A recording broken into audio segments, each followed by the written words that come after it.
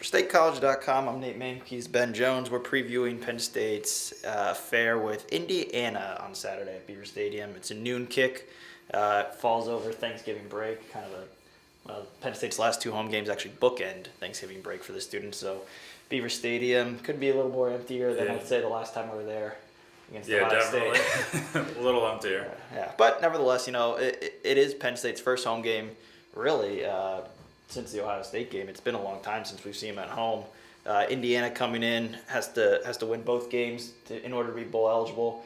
Penn State, obviously, at this point, the goal is 8-4. Did the Hoosiers pose much of a threat? Got blown out last week, really wiped out by Wisconsin, gave up more than 500 yards rushing. Should Penn State have any kind of upset alert on their watch? I don't see Indiana winning this game. They've scored points in the games that they've lost, some of the other games besides the Wisconsin game, so it's certainly not the Indiana team that you may be used to seeing, but at the end of the day, I don't think that they pose a real threat to Penn State's. Yeah, well, the Indiana team Penn State fans are used to seeing really aren't very good. Yeah. Penn State's never lost to Indiana in its history. I think it's 15, 17 wins like that, I think, overall. They lost their starting quarterback, Trey Roberson, earlier this season. They got two guys now that have played. What do we think the game plan is on Saturday? Do we see Penn State traditionally use the pass to set up the run, or do they just go right to number 28, Zach Zwinak, and pound them, given what Wisconsin did last week? Yeah. I think they'll try and run it early. Obviously, if you can set up an effective ground game, then that opens up your pass. But I think Penn State's going to be able to do whatever they want to, and that'll probably start with Zwinak on the ground. Defensively, Jordan Hill was able to play a good number of snaps last week despite the left knee spleen. Yesterday we were at practice. Should note we're filming this on Thursday. Wednesday's practice, he didn't do much. He went into the Luba Hall to do some individual work in there. But as we've seen, he's not a guy that typically does much at practice ananyway. It's the point of at this point, it's a senior defensive leader who, has earned, he plays well, and he doesn't need to. He's not a guy that I think really needs to practice as hard as much as some of the other guys, given what he's meant to the program in the past. Given they know he's going to show up every Saturday regardless. So I would anticipate Hill being out there again.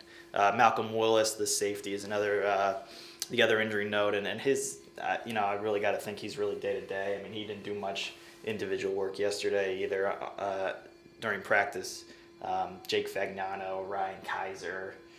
Some of those guys I think you could see rotate in a little bit more. And even Stephen Obang looked like he was a little gimpy around his knees and everything, but I expect him to be out there. Yeah, should note Obang, the right shoulder injury that he initially injured in the spring. Doctors will take a look at that, he said, after the season, take a closer look under there, and surgery is still on the table for that. So that's just something to monitor going forward. Won't have any effect on him these last 2 weeks, but certainly heading into the winter conditioning session and maybe even spring practice, depending on how that heals up and everything checks out there. Prediction time. I think we know where you're going here. Yeah, Penn State wins. Shouldn't be close. Indiana might keep it close for a quarter, but I don't see it lasting longer than that. Yeah, Penn State.